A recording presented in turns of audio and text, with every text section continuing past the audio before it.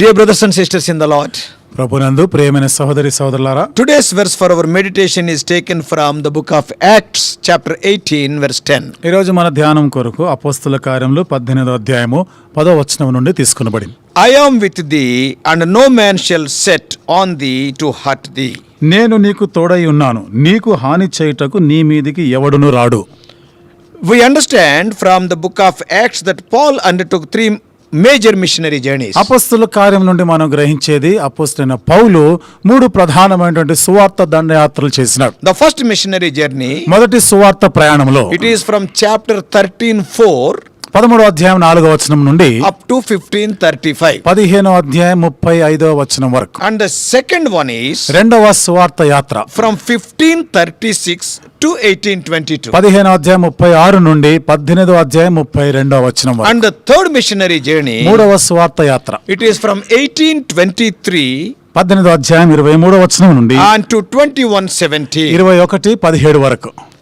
For your information, these 3 missionary journeys details I kept at the end of the message in the form of a slide. మీకు మరింత సమాచారం కొరకు మరి ఈ వర్తమానం ముగింపులో ఈ సువార్త యాత్రల గురించిన వివరాలని నేను కొన్ని స్లైడ్ రూపంలో పెడుతున్నాను. And his final journey to Rome is from 27:1. ఆయన చివరి ప్రయాణం రోమాకి వెళ్ళేది 27వ అధ్యాయం మొదటి వచనం నుండి. So in his second missionary journey, Paul visited Corinth. ఇక్కడ రెండవ సువార్త యాత్రలో కొరింథీ పట్టణాన్ని ఆయన సందర్శించారు. Corinth was a major city in those days with a population of around 2 lakhs. ఆ దినాల్లో కొరింథీ పట్టణం అది చాలా పెద్ద పట్టణము, 2 లక్షల జనాభా కలిగినది. It was not easy to preach the gospel.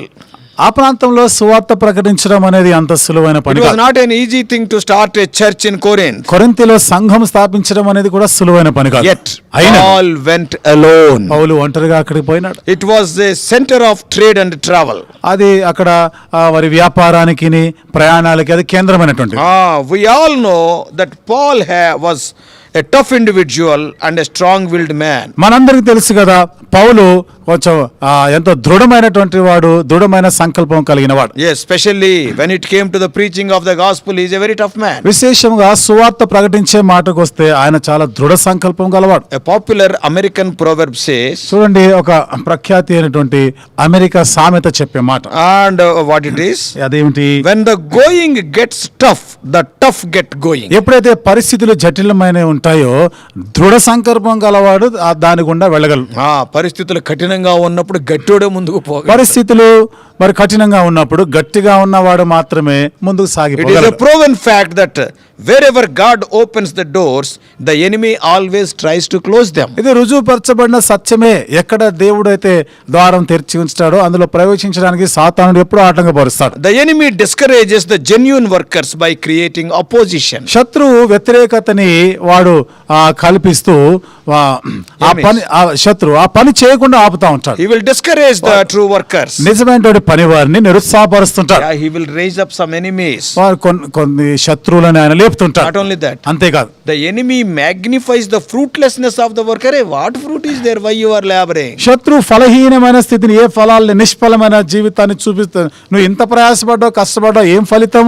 దీనిని భూతద్దంలో పెట్టి చూపిస్తాడు. You are working for the last 1 year, not even a single fellow is coming. 1 సంవత్సరం నుండి సేవ చేస్తున్నావు, ఒక్కడు కూడా మారు మనసు పొందలేదు అంటాడు. Who is discouraging like that? ఆ విధంగా నిరుత్సాహపరుస్తున్నది ఎవరు? That discouragement is from Satan. ఇలాంటి నిరుత్సాహకరమైన ఈ మాటలు సాతాను నుండి వచ్చాయి. If you are a true worker of God, నువ్వు దేవునికి నిజమైన పనివాడైతే he will create some opposition, కొంత వ్యతిరేకతని ఆయనే సృష్టిస్తాడు, and he will magnify the fruitlessness of the work. మరి పనిలో నిష్ఫలాన్ని ఆయన చూపిస్తుంటాడు. Not only that, అంతేకాదు, sometimes Satan will bring misunderstandings and divisions among the workers. కొన్నిసార్లు సాతానుడు అపార్థాలు, పనివారి మధ్యలో ఇలాంటి కలహాలను ఆయన సృష్టిస్తుంటాడు. Satan's devices and strategies are many. సాతాను ఆయుధాలు, సాతాను యొక్క యుక్తులు అనేకములు. But by the providence of God, Paul could meet a Jewish couple, Aquila and Priscilla. అయితే దేవుని యొక్క సదుపాయం ఏర్పాటుని బట్టి యూదులైనటువంటి ఒక జంటని Aquila ప్రిస్కిల్లాని Paul కలుసుకుంటాడు. They were also workers in leather like Paul. వారు కూడా పౌలు వలనే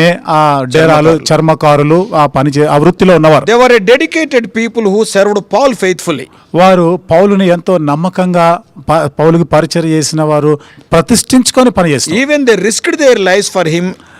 పౌలు కొరకై వాళ్ళ ప్రాణములు సైతము వారు లెక్క చేయలే. Yeah, Paul writes it ఆ మాట పౌలు in రాస్తున్నారు the book of Romans, రోమిలకు రాస్తూ chapter 16. 16వ అధ్యాయంలో We are going to read those two verses 3 and 4. ఆ 3-4 వచనాలు మనం Romans చదువుకున్నాం. 16. రోమిలకు రాసిన పత్రిక 3 and 16వ 4. అధ్యాయం 3-4 వచనాలు wrote, Paul రాసినాడు. Greet Priscilla and Aquila, my helpers in Christ Jesus, who have for my life laid down their own necks, unto whom not only I give thanks, but also all the churches of the Gentiles. క్రీస్తు యేసునందు నా జత పని వారైన ప్రిస్కిల్లాకును అకులాకును నా వందనములు చెప్పుడి. వారు నా ప్రాణము కొరకు తమ ప్రాణమును ఇచ్చటకైనను తెగించిరి.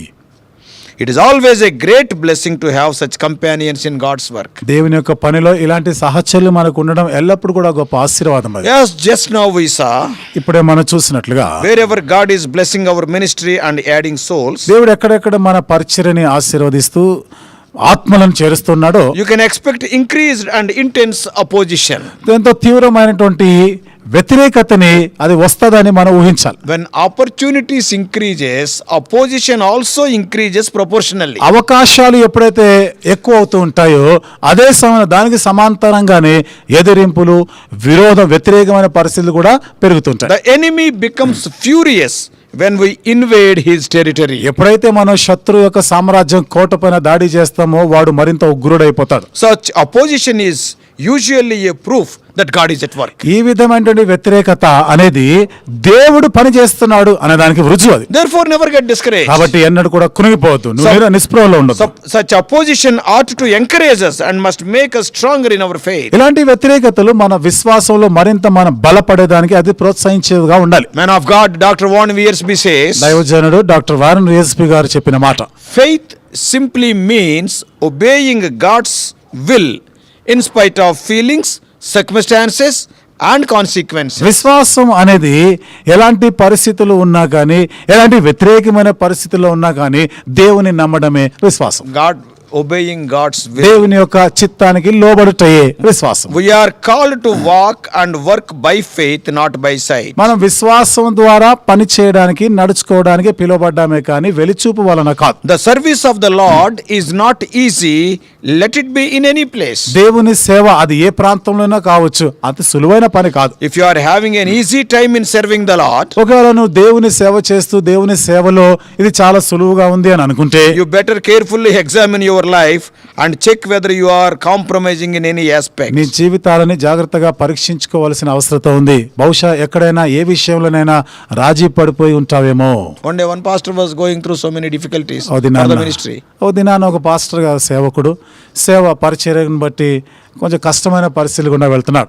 And severe persecution. ఎంతో తీవ్రమైనటువంటి హింస. So he was sharing his experience with the other pastor. తన అనుభవాన్ని వేరే సేవకుడితో పంచుకుంటున్నాడు. Oh dear brother, I am facing so much persecution in the ministry. సోదరుడా, సేవలో మరి ఎన్నో వ్యతిరేకతలు ఎన్నో హింసాత్మకమైనటువంటి పరిస్థితులు ఎదుర్కొంటున్నాను. And the other pastor said, అవతల ఉన్నటువంటి ఆ వ్యక్తి అన్నాడు, ఆ పాస్టర్ అన్నాడు, somehow Satan is not attacking me in my ministry. ఏదో విధంగా సాతాన్ అయితే నా సేవ పైన ఇంకా దాడి చేయడం లేదన్నాడు. Then the suffering pastor replied, అప్పుడు ఈ శ్రమలు బాధలు అనుభవిస్తున్నటువంటి ఈ పాస్టర్ గారు చెప్పినారు, when both are walking in the same direction, there won't be any encounters. ఒకవేళ ఇద్దరం కూడా అదే మార్గంలో కానీ ప్రయాణం చేస్తా ఉంటే మనకి ఎలాంటి ఎదురింపులు రావు. When Satan and you are walking in the same direction, where is the encounter? అంటే సాతానుడు నీవు ఒకే మార్గంలో ఒకే బాటలో పోతా ఉంటే నీకేం వ్యతిరేకతలు వస్తాయి? So when we are truly working for God, encounters by Satan they are common. నిజంగా మనం దేవుని సేవ చేస్తా ఉంటే, యథార్థంగా దేవుని సేవ చేస్తా ఉంటే శత్రు దాడులు సాతాను యొక్క ఎదిరింపులు ఖచ్చితంగా ఎదురవుతాయి. So when Paul was facing difficulties, కాబట్టి పౌలు ఈ కష్టాలు ఎదుర్కొంటున్నప్పుడు he received a wonderful promise from God, and as a result of that promise, he continued in Corinth for 18 months. దేవుని యొద్ద నుండి అద్భుతమైన వాగ్దానం పొందినాడు. దానికి ఫలితంగానే కొరింథీలో 18 నెలలు ఆయన సేవ చేయగలిగినాడు. Lord said, be not afraid. దేవుడు చెప్పిన మాట, భయపడకుము. It was a great promise which was given even to people like Abraham, Isaac, Jacob, Moses, Joshua, etc. ఇది చాలా గొప్ప వాగ్దానం. అబ్రాహాము, ఇస్సాకు, యాకోబు, యోసేపు, మోషేలకు ఇవ్వబడినటువంటి వాగ్దానాలు ఇవి. If we further study today's promise, ఈ రోజు వాగ్దానాన్ని మనం ఇంకా ముందుకి ధ్యానం చేస్తే if we read 18th chapter of 1 Corinthians, కొరింథీయులకు రాసిన మొదటి పత్రిక 18వ అధ్యాయంలో I'm మనం sorry, చదివి- Acts, అపోస్తల కార్యములు 18వ అధ్యాయంలో మనం ఇంకా ముందుకు చదివితే verses 9, 10 and 11. 9, 10, 11 వచనాలు. I want to mention 7 great truths from these verses for our own encouragement. ఈ వచనాల్లో నుండి 7 గొప్పదైనటువంటి సత్యాలు మనం ప్రోత్సహించబడి బలపరచబడే దాని కొరకే నేను చెప్తాను. Firstly, మొదటిది, be not afraid. భయపడకుము. That speaks of his promise. ఇది ఆయన వాగ్దానం గురించి మాట్లాడుతుంది. Secondly, రెండవది, speak. మాట్లాడుము. That is, it speaks of his commission. అంటే ఆయన మనకి ఆజ్ఞాపించుట. And thirdly, మూడవది, hold not thy peace. నీవు మౌనంగా ఉండకు. That speaks of his encouragement. ఆయన ఒక ప్రోత్సాహాన్ని గురించి మాట్లాడుతుంది. Fourthly, నాలుగవది, I am with thee. నేను నీతో కూడా ఉన్నాను. That speaks of his presence. ఆయన ఒక సన్నిధి గురించి మాట్లాడుతుంది. And fifthly, ఐదవది, no man hurt thee. ఎవడు నీకు హాని చేయడు. Speaks of his protection. ఆయన భద్రత గురించి మాట్లాడుతుంది. And sixthly, ఆరవది, I have much people. నాకు బహుజనం ఉన్నారు. It speaks of the fruit. ఇది ఫలము గురించి మాట్లాడుతుంది. And seventhly, ఏడవది, he continued there. Paul continued there. అక్కడ ఆయన ఇంకనూ కొనసాగారు. పౌలు అక్కడే ఉండిపోయినాడు. That speaks of Paul's obedience. పౌలు యొక్క విధేయత గురించి మాట్లాడుతుంది. 7 important wonderful truths for our Christian life we can see in these 3 verses. మన క్రైస్తవ జీవితానికి 7 అద్భుతమైనటువంటి నియమాలు ఇక్కడ ఈ 3 వచనాల్లో మనం So in చూస్తాం. the work of the Lord, whenever we see opposition, discouragement and threats etc., కాబట్టి దేవుని యొక్క సేవలో, దేవుని పనిలో ఎప్పుడెప్పుడైతే మనం నిరుత్సాహకరమైన పరిస్థితులు, బెదిరింపులు, వ్యతిరేకతలను మనం ఎదుర్కొంటామో we must depend upon his promises. ఆయన వాగ్దానాలపైన ఆధారపడాలి. The promises, వాగ్దానాలు, the presence, ఆయన సన్నిధి, the provision, ఆయన ఇచ్చే సదుపాయం, protection of the Lord makes us fruitful workers. ఆయన యొక్క భద్రత, దేవుని యొక్క భద్రత మనల్ని ఫలభరితులుగా చేస్తుంది. Before closing, నేను ముగించే ముందు I would like to share how Acts 18:10 had a tremendous impact in my own personal life. అపోస్తల కార్యం 18వ అధ్యాయం 10వ వచనం నా జీవితం పైన లేదా సహోదరుని జీవితం పైన ఎంత తీవ్రమైనటువంటి ప్రభావాన్ని చూపిందో మీతో చెప్పగోరుతున్నాను. I joined a government job in Hyderabad in August 1982. సహోదరుడు 1982వ సంవత్సరం ఆగస్టు మాసంలో హైదరాబాద్లో ఒక ఉద్యోగంలో చేరినారు. In those days, almost 40 years ago, ఆ దినాలలో అంటే దాదాపుగా 40 సంవత్సరాల క్రితం I and my parents, we were not willing to continue with this job as Hyderabad is far from my native place. సహోదరుడే గాని సహోదరి తల్లిదండ్రులే గాని ఈ ఉద్యోగంలో అనగా ఈ హైదరాబాద్లో ఉద్యోగంలో కొనసాగడం ఇష్టం లేకపోయింది. కారణము వారి స్వగ్రామం నుండి హైదరాబాద్ పట్టణం చాలా దూరం. So in August 82 I joined the job and I wanted to quit the job. August నెల 1982వ సంవత్సరంలో ఉద్యోగంలో చేరినానే కానీ ఆ ఉద్యోగం విడిచి వెళ్ళిపోవాలనుకున్నాను. However, I was praying and waiting on the Lord till the ending of that year 82. సరే ఏదేమైనా కానీ మరి 1982వ సంవత్సరము చివరి వరకు కూడా నేను దేవుని సన్నిధిలో కనిపెట్టాలని కోరిన.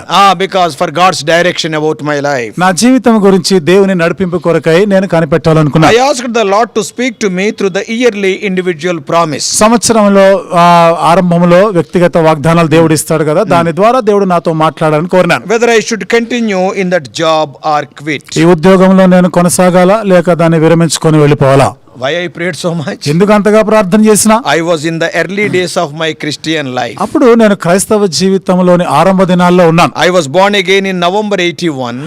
1981వ సంవత్సరం నవంబర్ నెలలో మారుమనసు పొందినాను. And after 10 months I got this job. 10 నెలల తర్వాత నాకు ఉద్యోగం వచ్చింది. And this job I got in August 82. ఈ ఉద్యోగం ఆగస్ట్ నెల 82వ సంవత్సరంలో నాకు దొరికింది. In one word in our language I can tell I was in my first love with God. ఒక మాటలో చెప్పాలంటే అంటే మన భాషలో చెప్పాలంటే దేవునితో మొదటి ప్రేమలో ఉన్న దినాలు. That means asking God for his guidance for every small and big matter. అనగా ప్రతి చిన్న విషయాల్లో పెద్ద విషయాల్లో కూడా దేవుని నడిపింపు కొరకై దేవునిని అడగాలి, దేవుని సన్నిధిలో కనిపెట్టాలనేటువంటి స్థితిలో ఉన్నా. So after 4 months of my staying in Hyderabad, Hyderabad లో నేను ఉంటున్నాను 4 నెలలు అయిన తర్వాత, and on the early hours of the new year, the 1983, కొత్త సంవత్సరము మొదటి ఆ గడియల్లో అంటే 1983లో అప్పుడే ప్రవేశించినాం. on January 1st, జనవరి 1వ తారీఖు, that is 31st midnight and January 1st morning, 31 రాత్రి దాటుతూ జనవరి 1వ నెలలో ప్రవేశిస్తున్నాం. very prayerfully with much burden for God's direction.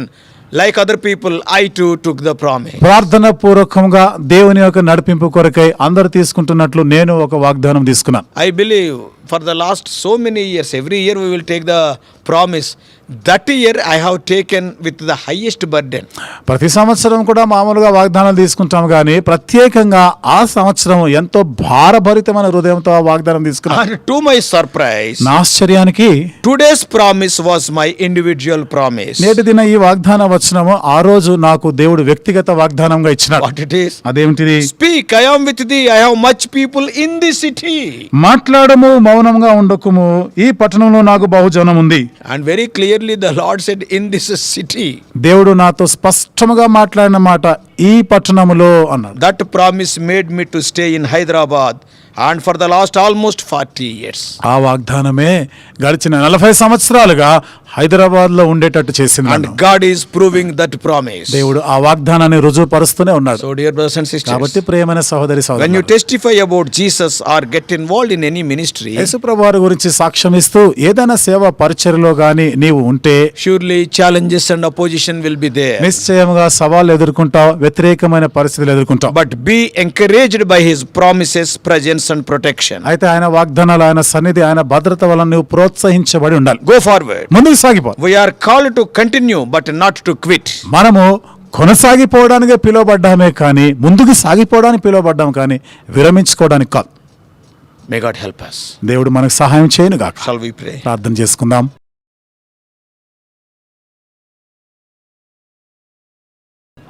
Loving Heavenly Father, ప్రేమగల మా పరలోకపు తండ్రి, oh gracious God, కృపగల మా దేవా, we thank thee, O Lord, for thy never failing promises. అన్నట్టు తప్పిపోయినటువంటి మీ వాగ్దానాలను బట్టి వందనాలు What a చెల్లిస్తున్నాను. wonderful promise thou hast given to Apostle Paul when he was in Corinth. అపోస్తలుడైన పౌలు కొరింథీలో ఉండగా ఎంత అద్భుతమైన వాగ్దానం మీరు అతనికి ఇచ్చారు. That place was not congenial for the gospel. ఆ ప్రాంతము సువార్త ప్రకటించడానికి అనుకూలంగా లేదు. Yet, O Lord, holding forth thy promises, thy servant stayed there. ఆయనను నీ వాగ్దానం చేత పట్టుకొని నీ సేవకుడు అక్కడ నిలిచిపోయాడు. 18 months. 18 నెలలు ఉండినాడు. Wonderful assembly he started. అద్భుతమైన సంఘం ఆరంభించాడు. O Lord, we thank thee for thy promises. ఓ ప్రభువా, మీ వాగ్దానాలు బట్టి మీకు Lord, వందనాలు. we thank thee for Acts 18th chapter verses 9, 10 and 11. దేవా, అపోస్తలుల కార్యములు 18వ అధ్యాయము 9, 10, 11 వచనాలను బట్టి Even మీకు in a వందనాలు. little way I could taste the fruit of that promise in my own life. ప్రభువా, మరి కొద్ది మోతాదులో ఈ వాగ్దానాన్ని ప్రభువా నా జీవితంలో నేను రుచి చూచాను, అనుభవించాను. For the last 40 years I am enjoying the fruit of that promise. గడిచినటువంటి 40 సంవత్సరాలుగా ఈ వాగ్దాన ఫలమును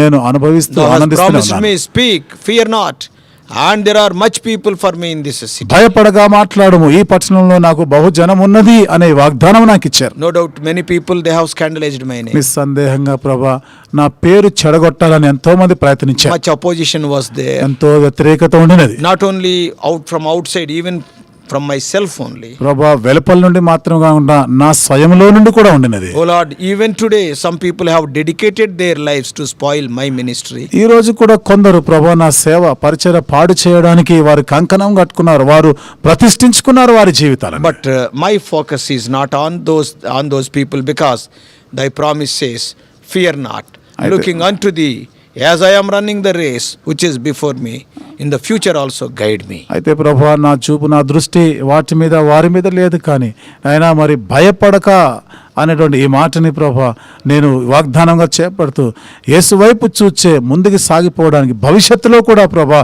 ఆ విధంగా నేను కొనసాగిపోవటకును సహాయం చేయి. Some of our dear ones who are hearing this message, O Lord, they may continue, O Lord, in the calling which thou hast given to them. ఈ వర్తమానం వింటున్న మా ప్రియులు కూడా ప్రభా వారికి ఇచ్చిన పిలుపులో వారు కొనసాగిపోవటకు సహాయం చేయి. Help us, O Lord. దేవా మాకు సహాయం చేయి. We do pray in the promise making and promise keeping, O Lord, name God's name, and we do pray in his mighty name. మాతో ప్రభా వాగ్దానం చేసి వాగ్దానం నెరవేర్చే యేసుక్రీస్తు ప్రభువారి శక్తిగల నామములోనే ప్రార్థించి వేడుకుంటున్నాము తండ్రి.